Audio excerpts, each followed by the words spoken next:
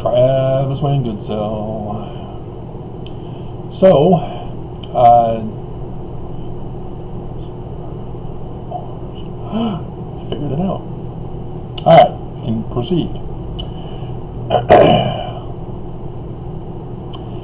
In Matthew chapter 14, as in all the other Gospels, there's a part here where Jesus is with his disciples and with a multitude, and they sit down and have a feast of 5 loaves and 2 fishes for the 5,000 men, plus any women and children that are with them.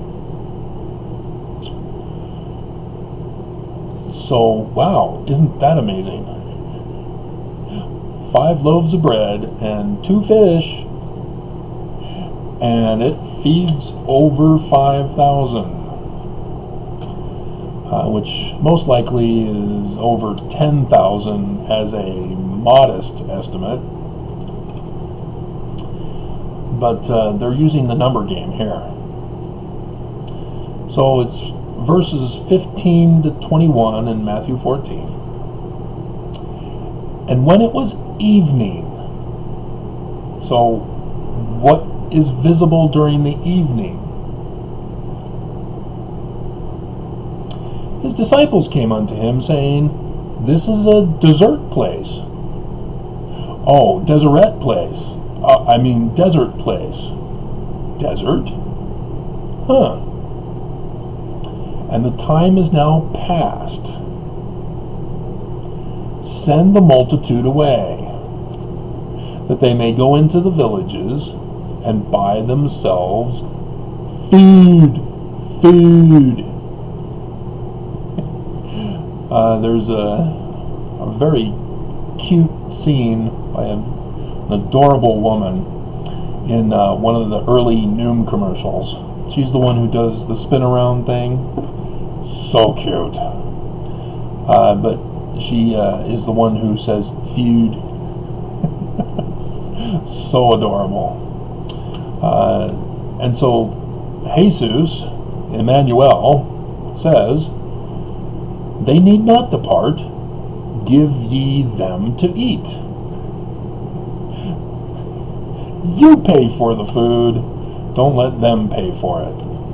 And they said unto him, "We have here but 5 loaves and 2 fishes." He said, "Bring them hither to me." And he commanded the multitude to sit down on the grass. As the crickets were chirping as they watched the signs in the heavens roll by. And he took the 5 loaves and the 2 fishes, and looking up into heaven,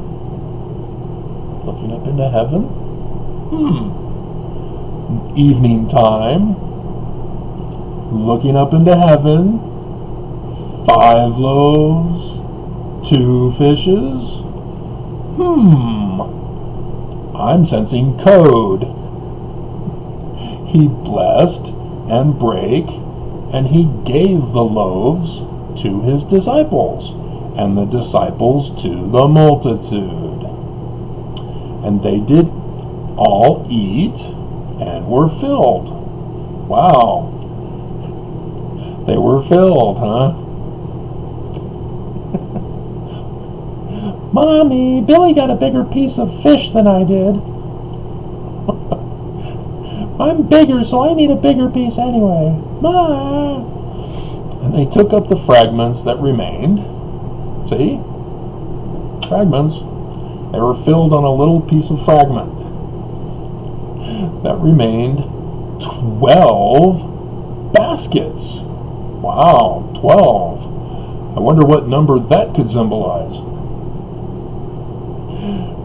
And they that had eaten were about 5,000, besides women and children. Alrighty. So yeah, signs in the heavens. but not just any signs in the heavens. The birth and the death sign of Emmanuel for the latter days. But they didn't exist back in the Roman period. What's going on with the texts of the Gospels? Are you saying, Travis, that the Gospels are not actual history of the indigenous people of America, of the Roman period Jewish Christians, but coded as apocalyptic literature? Why, yes. Yes, I am. So, yes. The 5 corresponds with the birth of the sign of the Son of Man. Revelation 12. A woman clothed with the sun, moon under her feet, crown of 12 stars, gives birth with God sitting on his throne. That's the sign in the heavens to look for. Well, the sign of the Son of Man has to do with the Son of Man. There's a little spica is the star, and it's known as the Star of Bethlehem, because Bethlehem, house of bread. Virgo is holding wheat. Now, John calls it barley. The others don't mention whether it's wheat or barley. John. But where her left hand is holding the sheaves of wheat at her womb, that's where children are born. Sorry if I spoiled anything for those of you who are virgins, but it means that there's a planet that would sit in the womb of Virgo for a pregnancy period approximation, and then emerge after the pregnancy period time frame at the Star of Bethlehem, Spica. And so which planet would that be? There are 5 visible planets. So you're saying, oh, it's Saturn. You're missing the 3rd rock from the sun. I've seen a few of those episodes. Sort of funny. Kinda.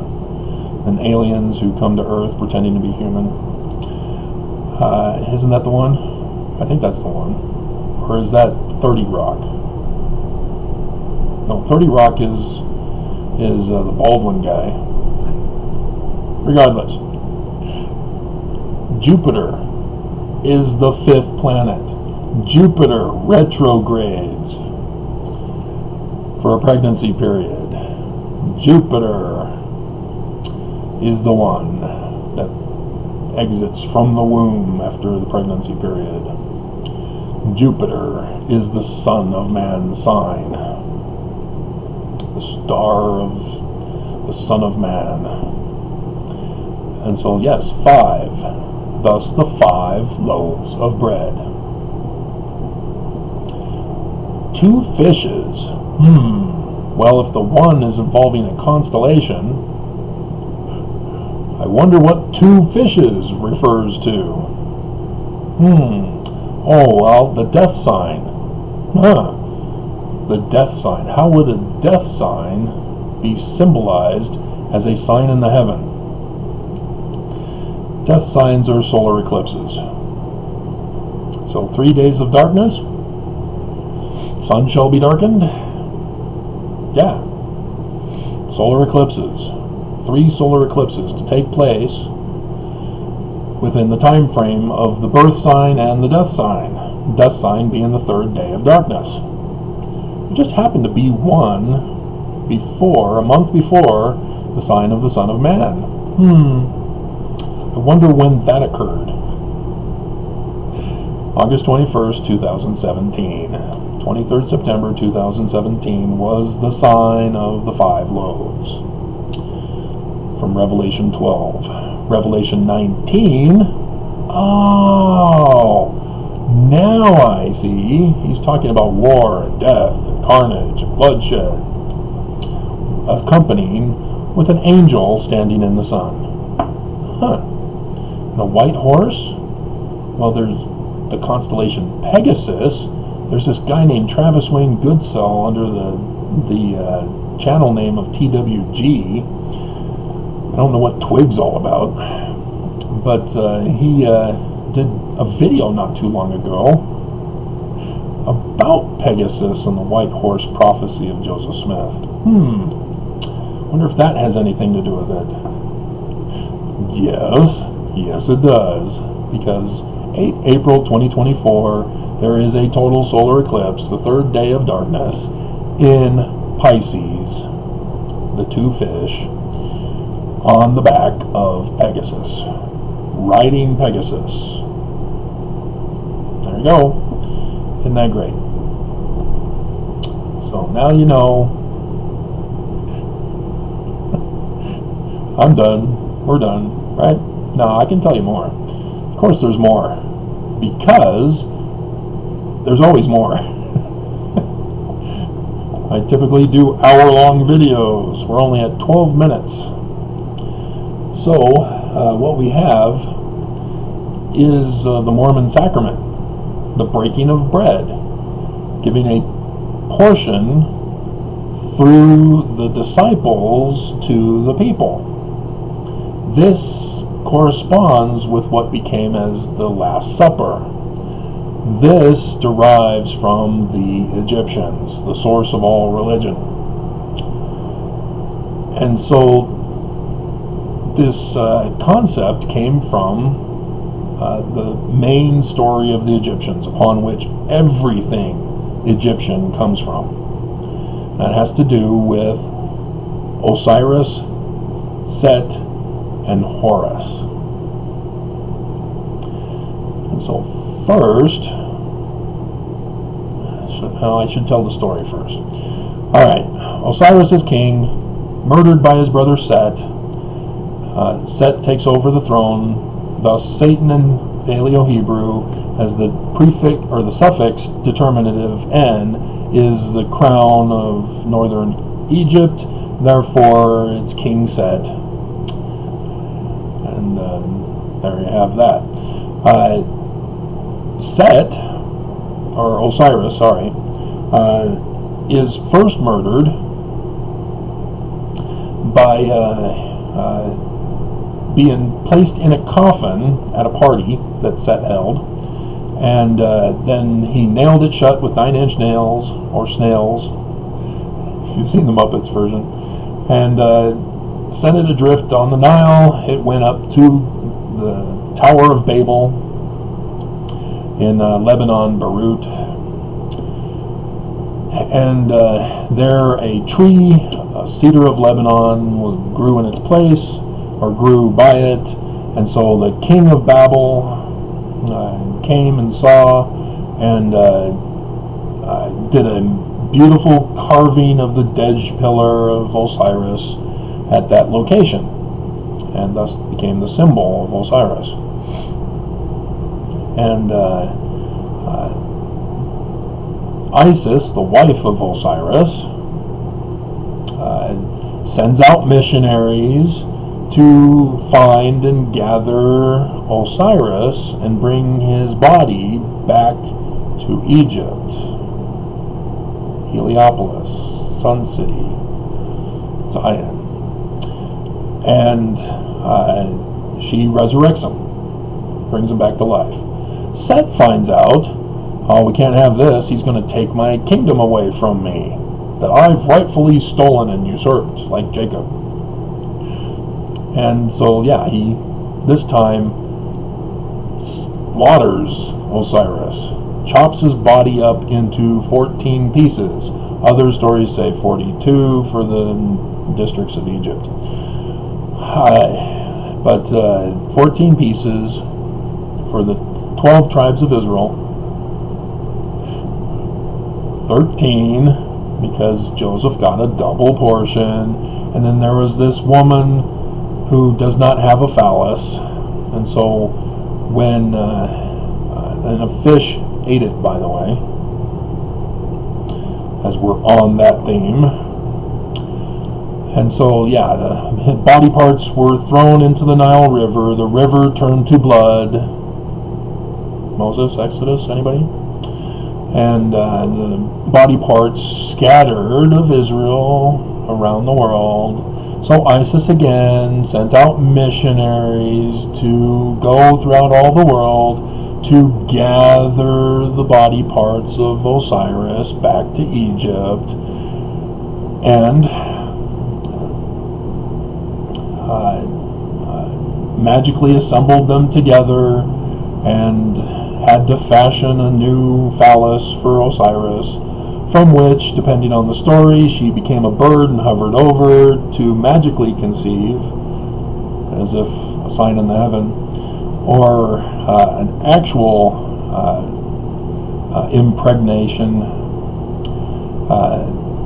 and thus Isis was now pregnant with Horus.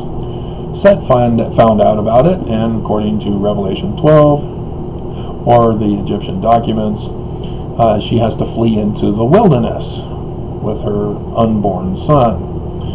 And the dragon wants to kill her. Well, the dragon is Satan, who is the devil, who is Set. And so I hope you recognize the Last Supper's Mormon sacrament. I have to say Mormon sacrament because Catholics have multiple sacraments, and the sacrament of communion is the Mormon sacrament. We don't really have the other titles for the other sacraments that Catholics have. And so sacrament, it just means a holy ritual or a sacred ritual or a temple ritual, as are other sacraments. Baptism also is a sacrament, which they call it the washing, which they wrongly call it christening, which is an anointing, but and so yeah, if you recognize the story, you can see how it's portrayed in ritual form for the Last Supper Mormon sacrament, where the broken bread represents the body of Osiris, as the Mormons are gathered by conversion from around the world, and they gather in one Zion, and there partake of the broken body and the blood that was spilt, and then internalize it, and thus give birth, which would be through a woman, to the mortal man, Horus. So the church, in apostasy, in the wilderness, would give birth to Horus, who would one day return, 2017 to 2024, to take back the kingdom from Set, from Satan, the inverted pentagram of the GOP elephant and the Temple Square religion of the great and abominable church. I didn't create the signs. I wasn't even born during the Nixon campaign when they flipped it upside down. And nor was I alive when Brigham Young put it on the Nauvoo Temple and dedicated it on the day of the anniversary of the inverted pentagram group called the Illuminati, May 1st. So don't blame me. It's not my fault. It's not my fault. What movie was that? Alright, so, yeah, that's the whole purpose for the sacrament, is that we gather as converts, initiates into the religion, as we remember the death of Osiris, and plan as we make sure that we obey the first commandment given to mankind in Scripture. And no, Oaks, it's not obedience. It's sex. For that very purpose. So that the Messiah of Mormons would eventually be born and raised up and lead the Mormons in a latter-day Exodus, just as the Exodus portrays it, with the bloody waters and the parting of the sea, which is the afterlife, the creation story glyph, separating the waters and the dry land rises up. That's all symbolic of the whole concept. And so, yeah, the Gospels technically are just apocalyptic literature. That's all they wrote during that time period, from the Greeks to the Romans. Apocalyptic literature. And so, none of it is historically accurate. That's why Matthew has so many contradictions of historical claims. Not just that Herod died in 7 BCE, and therefore it would have had to have been at a even later time in the BCs, when the supposed Jesus would have been around. So, well, the Book of Mormon therefore ain't true, right, Mormons? 600 years from the time Lehi left Jerusalem, which was 597 BCE, Jesus would be born. That's 4, but there was no signs of his birth in the heavens. And so thus there was no death sign at 33 years old either, which would have been 37 CE. But there was a sign on 8 April, not 6 April, Mormons, for CE, AD. So I told you about those. So there you go. The 5 loaves and the 2 fish, 2 fishies. Is it fishes or fish eye?